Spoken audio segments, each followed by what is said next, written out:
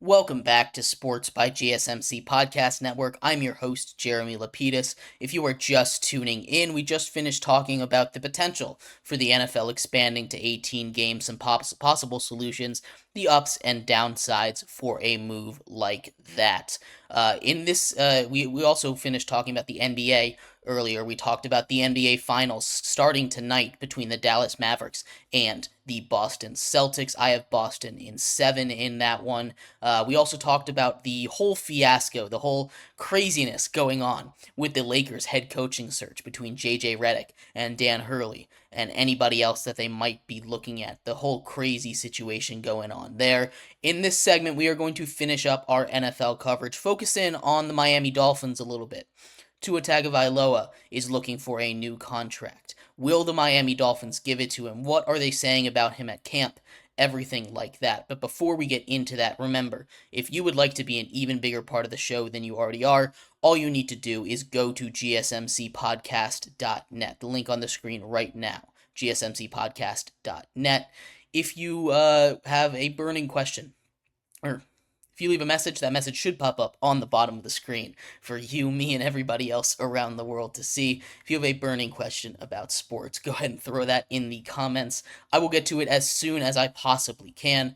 I appreciate all of you guys for sticking around, tuning in, and talking some sports with me on a beautiful Thursday afternoon. But like I was saying, we are going to continue our NFL coverage here today, talking a little bit about the Miami Dolphins. The Miami Dolphins opened up their camp this week along with 9 other NFL teams. We talked a little bit about some of them in a show earlier this week. What I want to focus on today is Tua's specific situation with the Dolphins and whether or not he is going to and if he deserves a new contract with the Dolphins. Because there's a lot of train of thoughts here, right?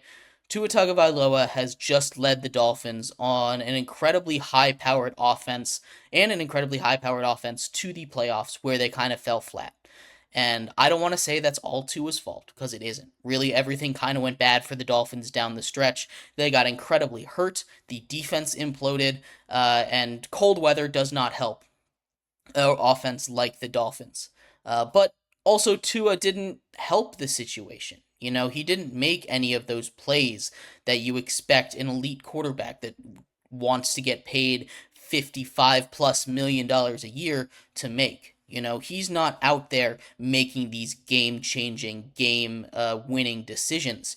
He is very much a system quarterback, and he's in an elite system right now. Don't get me wrong. You keep him in that system, he has the chance to rack up awards, plenty of them, because he is that good. But that is because he has been surrounded by elite talent. You have speed, speed, speed, speed all around you in Miami. And when you play in Miami on a hot day, that speed, not only does speed kill normally, but that speed, that effect is almost doubled in the hot, hot sun of Miami. So that is a killer, killer team. You have very fast wide receivers in Jalen Waddle and Tyreek Hill. Extremely fast backfield with Devon Achane and Raheem Mostert. You know, this was a great offense last season, and the defense was good when it was healthy. The issue is the defense has, again, it got too expensive. They chose to pay the offense. They paid Jalen Waddle. They had already paid Tyreek Hill. They let Christian Wilkins walk, which I think is going to be a huge loss. They've cut their corners in Xavier Howard, who comes off the books soon. His money does, and Jalen Ramsey. These guys, you know, kind of anchored a defense here, and a lot of them are gone. This defense still has a lot of upside. You still have Hollins out there. You still have uh, uh, Van Ginkel at linebacker. This is a defense that could be sneaky good. It's not going to be an elite defensive unit, but they need that defense to step up, and they need them to make plays if they want to be true Super Bowl contenders, which I don't think they are right now. Tua doesn't elevate a team the way you want a franchise elite quarterback to do. And we're kind of entering a discussion where, for me, it's not worth paying a quarterback if you don't think he can win you a Super Bowl. And we kind of delved into this conversation a little bit with the Jared Goff situation. Jared Goff just got paid $52 million earlier this offseason. I don't think he's a guy that can win you a Super Bowl. And maybe Detroit does. And if Detroit believes that he's a guy that can win you a Super Bowl, pay the man. But quarterback is such an important position. And the goal of your season every year is to win the Super Bowl. The goal of your season is not to be good. It's not to be great. The goal of the season is to win the Super Bowl. And if you have a quarterback like the Dolphins do in Tua, that who with him on your team can be great. Your team can win divisions. Your team can be a threat in the AFC. I don't think the Dolphins under Tua Tagovailoa have the potential to win a Super Bowl, at least not how the team is right now. And it only gets harder to build a team if you drop $60 million into one guy.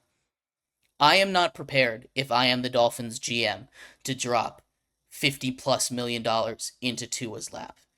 Tua is a quarterback that can get the job done, and I want to see what he does this season because he was able to stay healthy last season, and we saw what he did. He has cut down a lot. He's a lot skinnier now. And that's not necessarily a bad thing. It helps with mobility. He's not really a runner though. It shouldn't affect the main concern, which is his head injuries, which he was able to avoid. But behind an offensive line that can be hurt at times isn't the greatest in the league. They let one of their better offensive linemen walk as well. Not having that padding to take a big hit, it's gonna hurt a little bit, and I hope Tua can handle it. He was skinnier in college. He was able to make these throws in college, with a little more athletic, so maybe this will help. But I'm not ready to sit down and pay Tua the big money yet. I don't know if he can stay healthy, and I'm especially not convinced that he can win a Super Bowl with Miami, that he's a quarterback that can win a Super Bowl. And we've seen time after time recent examples of quarterbacks getting paid that did not have that Super Bowl upside and how it's kind of hurt teams. One example, the Giants with Daniel Jones. He won a playoff game, and then it kind of felt like the Giants had to pay him, right? The Giants did a good thing, and they made it so they had an out after year 2, which is this year. They have an out after this year, so they weren't super locked in, but they still gave him a $40 million contract. Not a good look. The Baker Mayfield situation with the Buccaneers. It's a fine contract. I think Baker's better than Daniel Jones. Do I think he's a quarterback that can win a Super Bowl? Absolutely not. I don't think that he's worth that money. And a lot of these teams don't always have better options. So they feel like, hey, I'd rather rock with the poison we know than what we don't, right? And that is not a healthy approach to team building, I don't think, right?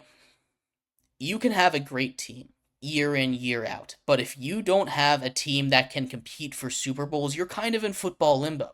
You're not going to be bad enough to get that elite talent, but you're not going to be good enough to lift the Lombardi Trophy. And if you're kind of stuck there, you're just kind of fine. And it's not a spot that you want to be in. Now, I'd rather be there than bad, but and it's a scary thing for front offices to do because their jobs ride on it. It's not like me as an analyst saying, hey, if you're not going to win a Super Bowl, blow it up. My job is not riding on them being good.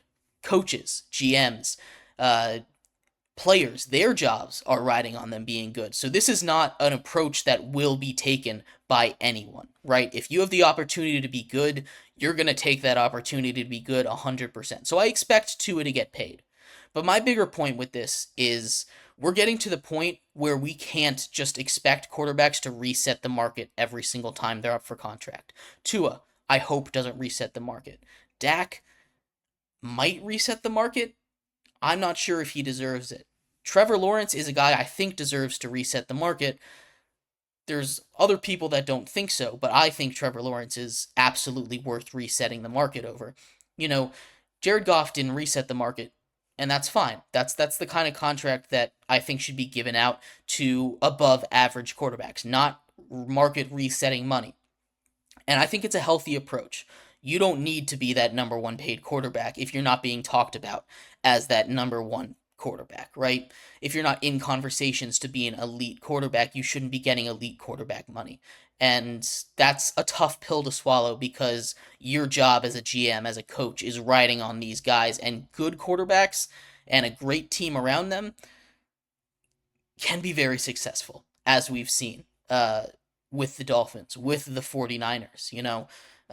Lots and lots of examples of this team building strategy working. But one thing is that none of those guys have won a Super Bowl. And you need that quarterback to win a Super Bowl. I don't think these guys have what it takes. So I wouldn't pay the quarterbacks. But that's just my philosophy without too much of a stake riding on it. I expect him to get paid, and I expect him to get paid $50+ million. Lots to think about, though. We'll see what happens in the future. I don't think he gets paid until after this season anyway. I don't think the Dolphins are convinced he can stay healthy, so he needs to stay healthy for one more season to earn that contract. But anyway, in our next segment, we are going to finish off our show away from football into the world of hockey. I know the Stanley Cup playoffs are right around the corner. They start on Saturday, the Stanley Cup final, so we will do our Stanley Cup predictions tomorrow. Today, we're going to talk a little bit about the brand new franchise out there in Utah. They have narrowed their name search down to 6 names. We're going to go through them, talk about what name I think they should go with, and everything else surrounding that move to Utah. So stick around for that. We'll be right back here on Sports by GSMC Podcast Network.